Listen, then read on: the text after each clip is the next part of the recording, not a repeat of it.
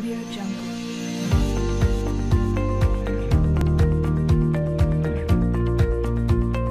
Tahukah Anda, pengembalian batas bidang tanah adalah pengukuran yang dilaksanakan kedua atau beberapa kali terhadap bidang tanah yang telah terdaftar atau bersertifikat.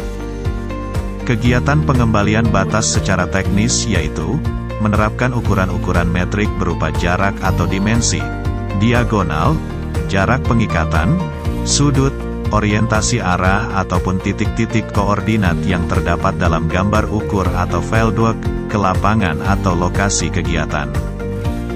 Gambar ukur atau fieldwork adalah dokumen otentik yang menerangkan objek hak, yaitu meliputi dimensi, orientasi, batas-batas bidang, dan letak bidang tanah, baik relatif maupun absolut yang diambil sewaktu pengukuran bidang tanah pertama kali.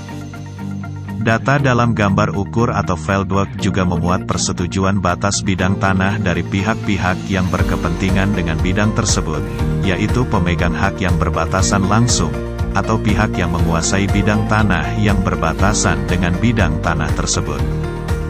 Tahukah Anda, berdasarkan Surat Edaran Dirjen Infrastruktur Keagrariaan Nomor 24-01.01.02-I-2020 tentang petunjuk mekanisme dalam rangka pengembalian batas bidang tanah.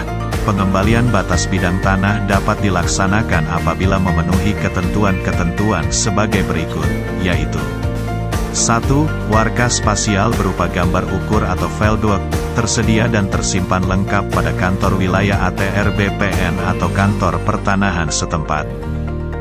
2. Bahwa gambar ukur atau fieldwork yang menjadi dasar dalam pengembalian batas, wajib memuat informasi titik dasar teknik atau TDT, yang berfungsi sebagai titik ikat atau referensi serta memuat seluruh data hasil ukuran batas bidang tanah.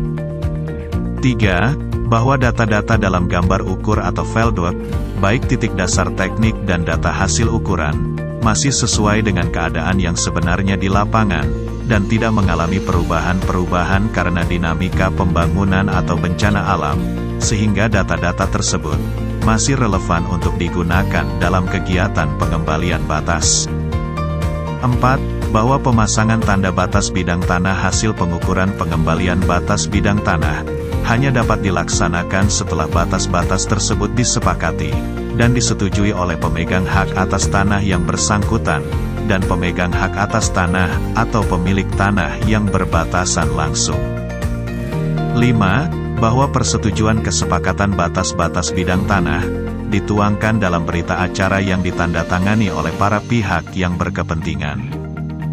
Apabila syarat-syarat tersebut tidak terpenuhi, maka permohonan layanan pengembalian batas tidak dapat diterima atau ditolak, dan disarankan untuk mengajukan pelayanan pengukuran ulang dan pemetaan bidang tanah.